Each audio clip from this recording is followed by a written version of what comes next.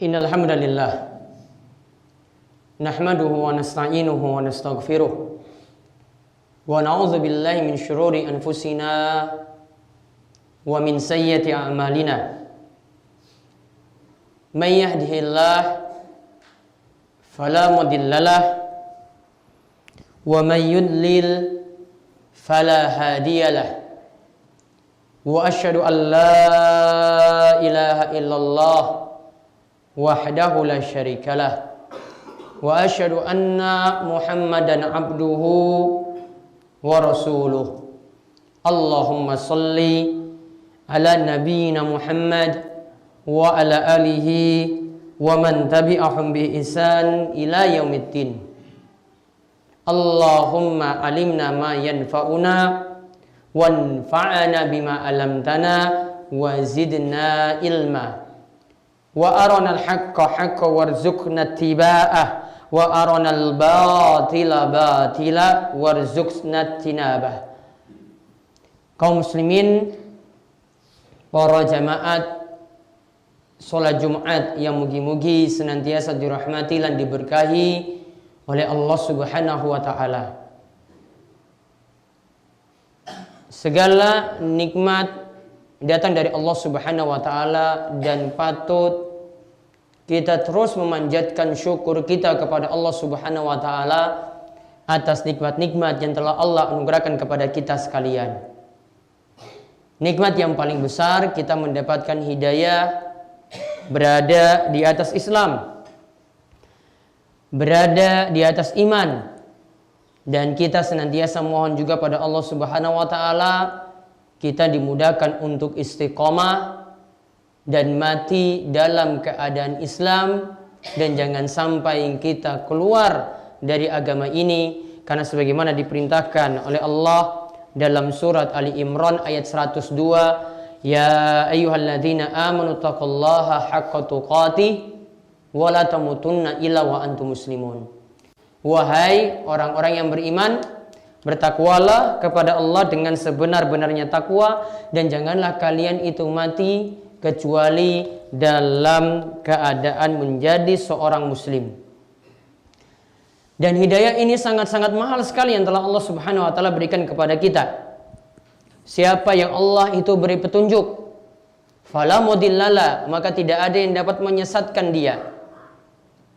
Dan siapa yang Allah sesatkan, fala hadiyalah, maka tidak ada yang dapat memberi petunjuk padanya. Maka hidayah itu sangat mahal. Kalau kita diberi nikmat iman dan nikmat Islam, maka sudah sepatutnya kita terus memperbaiki ketakwaan kita dan semakin bersyukur kepada Allah Subhanahu wa taala. Mugi-mugi dengan rajin bersyukur dan memperbaiki ketakwaan kita, Allah Subhanahu wa taala terus menambahkan kita nikmat-nikmat yang lainnya. Wala in syakartum la azidannakum. Kata Allah Subhanahu wa taala, jika kalian itu mau bersyukur, maka Allah akan terus menambahkan nikmat-nikmat kepada kalian. Kemudian salawat dan salam kita haturkan kepada junjungan kita Nabi besar, pemberi syafaatul uzma pada hari kiamat dengan izin Allah, dan yang menjadi panutan kita yaitu Nabi agung kita Muhammad sallallahu alaihi wasallam, juga kepada keluarganya, juga kepada pengikutnya yang mengikuti beliau dengan baik hingga akhir zaman. Ma'asyiral muslimin rahimani wa rahimakumullah.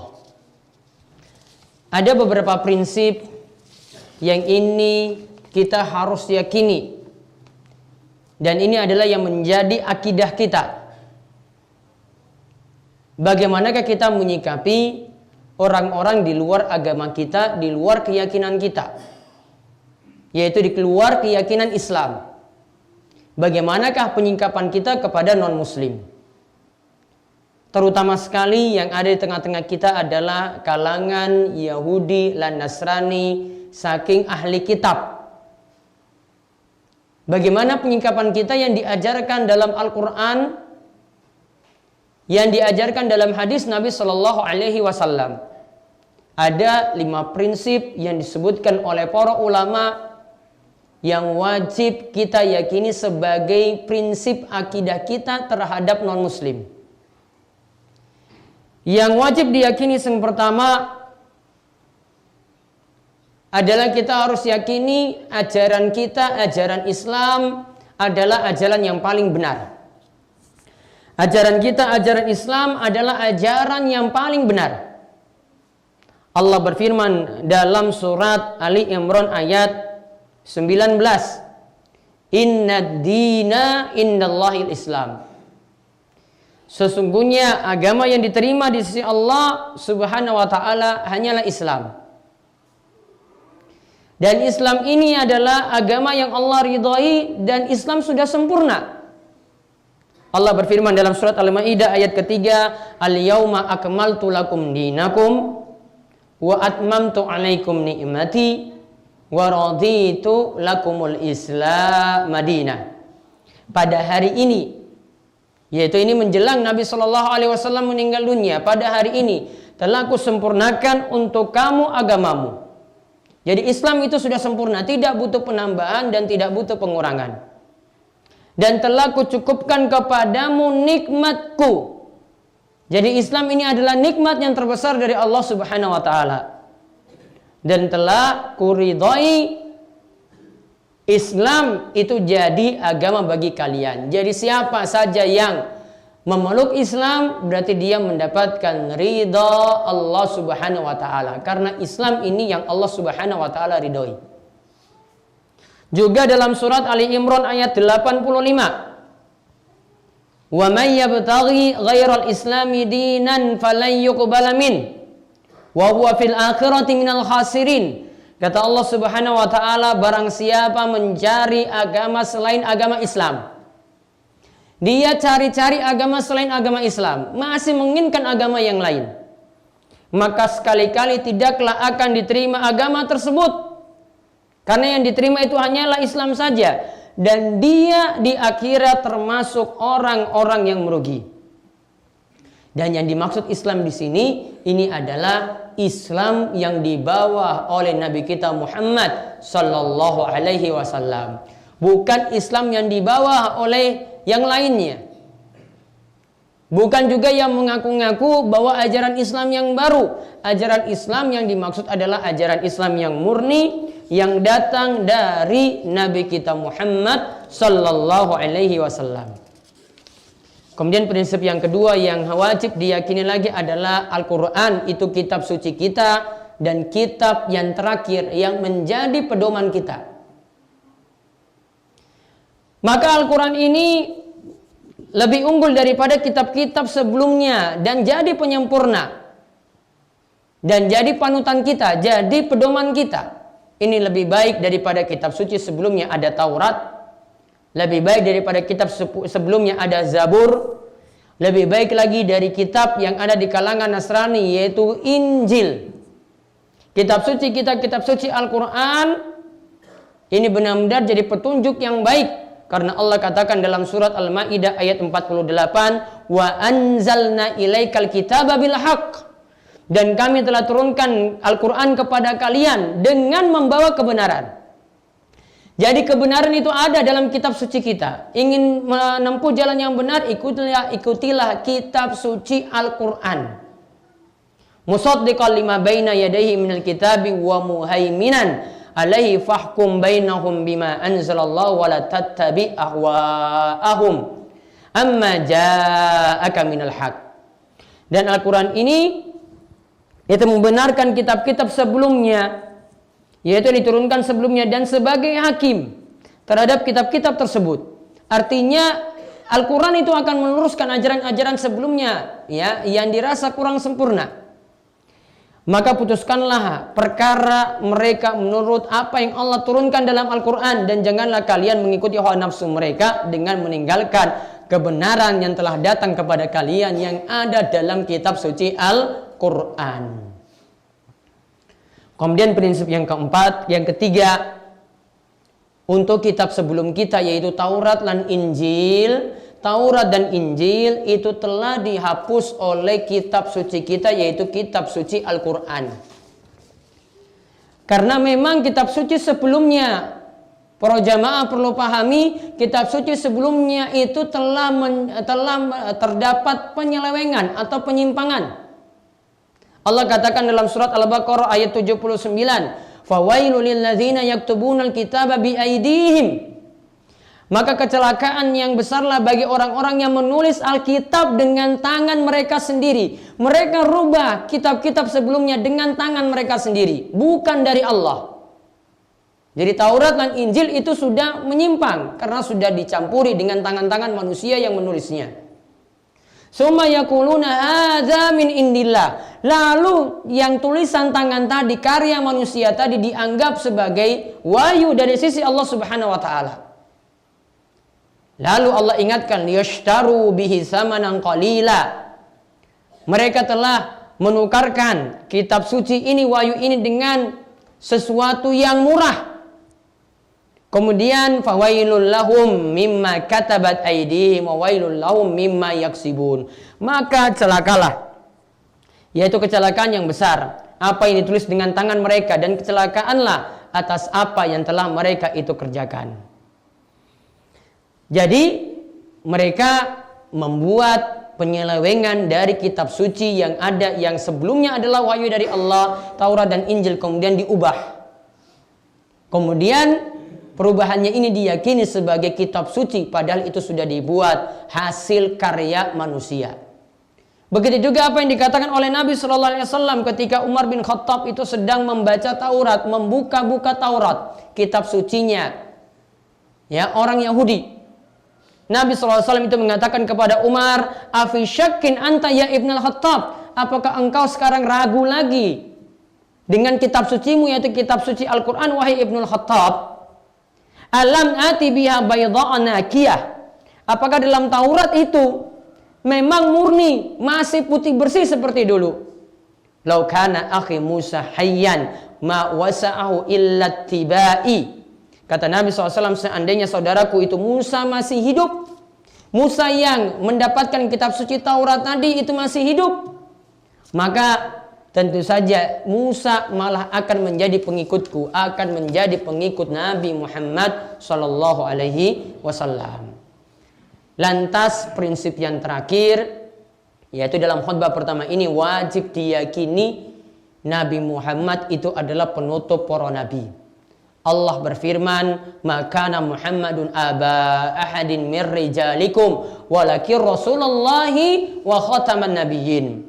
Muhammad itu sekali-kali bukanlah bapak dari seorang laki-laki di antara kalian, tetapi Muhammad itu adalah utusan Allah, Rasulullah, dan menjadi penutup para nabi. Jadi tidak ada lagi ada nabi sepeninggal Nabi Muhammad Sallallahu Alaihi Wasallam. Kalau ada yang mengaku-ngaku sebagai nabi setelah beliau, maka berarti telah melakukan pendustaan, dan ini termasuk dajjalun kadzabun, termasuk dajjal yang berdusta, yang diantara mereka itu mengaku bahwasanya mereka itu adalah utusan Allah, padahal tidak demikian. Dan nabi itu membawa syariat untuk seluruh umat, yaitu sebutkan dalam surat Saba ayat 28, "Wa ma arsalnaka illa kafatan linnas." Dan kami tidaklah mengutus kamu wahai Muhammad melainkan kepada umat manusia seluruhnya. Basyira wa nadhira, membawa kabar gembira dan memberikan peringatan. Walakinna aksaran nasi la ya'lamun, akan tetapi kebanyakan manusia tidak mengetahuinya. Demikian khutbah pertama ini, ya jamaah salat Jumat yang semoga senantiasa dirahmati oleh Allah. Aqulu qouli hadza wastaghfirullah li wa lakum wa lisa'il muslimin innahu huwas samiul alim.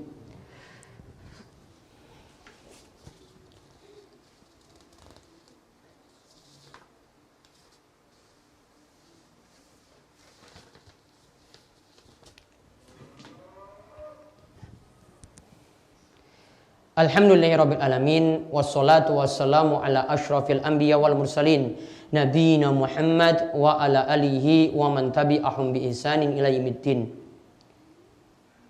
Prinsip yang telah kita dengar tadi pada khutbah yang pertama, Islam itu adalah satu-satunya agama yang diterima di sisi Allah. Al-Quran, kitab suci kita, adalah kitab suci yang menjadi pedoman kita. Taurat dan Injil itu sudah terhapus, dan Nabi kita Muhammad Sallallahu Alaihi Wasallam itu menjadi Nabi yang terakhir yang menjadi suri tauladan kita dalam beragama. Satu prinsip lagi yang disebutkan oleh para ulama, selain Islam kita menyebutnya kafir. Selain Islam kita menyebutnya kafir.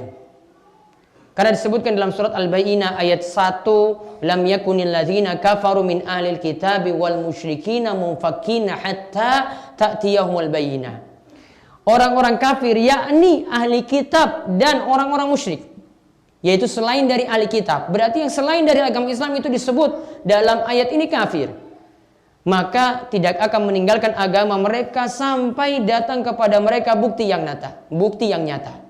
Juga dalam surat Al-Bayyinah ayat ke-6, innal ladzina kafaru min ahlil kitabi wal musyrikina fi nari jahannam khalidina fiha ulaika hum syarrul bariyah. Sesungguhnya orang kafir. Siapa orang kafir? Ahli kitab dan selain dari ahli kitab, dari orang musyrik, itu berada di neraka jahannam, mereka kekal di dalamnya, mereka adalah sejelek-jeleknya makhluk.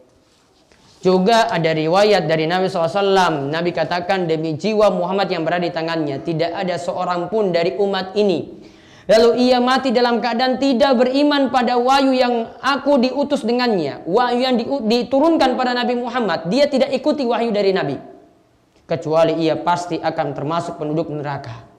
Maka selain dari agama kita, ya kita yakini sebagai agama yang kafir. Setiap non-muslim kita yakini sebagai agama yang kafir. Dan para ulama itu katakan, prinsip lagi yang perlu diingat, malam yakfurul kafira ba'da iqamatil hujjah alaih fahuwa kafir. Siapa yang tidak meyakini kafirnya orang kafir, maka dia juga kafir. Maka prinsip kita ngakui Islam sebagai agama yang benar, harus fanatik pada agama kita sendiri, dan kita tidak meyakini semua agama itu sama, dan selain Islam kita sebut sebagai agama yang kafir. Moga Allah meneguhkan kita di atas iman, dan mudah-mudahan kita mati dalam keadaan husnul khotimah, mati dalam keadaan Islam. Di akhir khutbah ini kami ingatkan untuk banyak berselawat kepada Nabi. Siapa yang berselawat kepada beliau sekali, maka Allah akan memberikan selawat kepadanya 10 kali.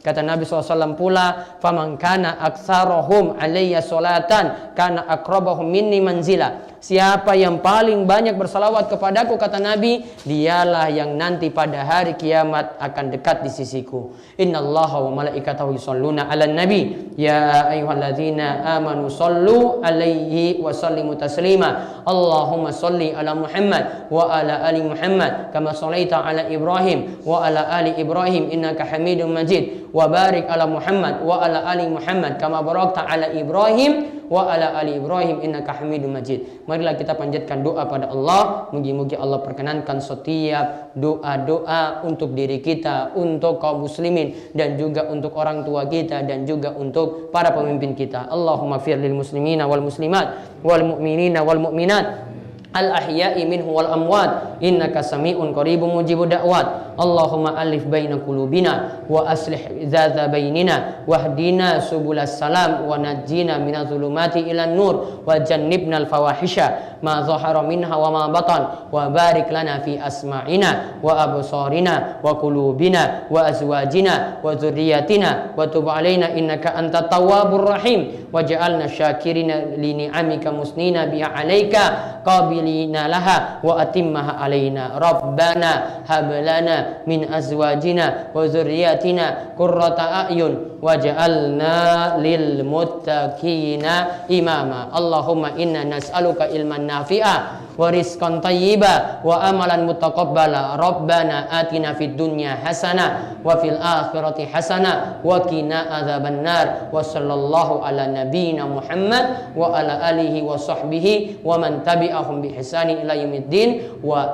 akhiru da'wana anil hamdulillahi rabbil alamin. Nah, itulah video-video Darus Sholihin TV. Dukung Darus Sholihin dan jangan lupa subscribe videonya biar mendapatkan ingatan terus setiap hari.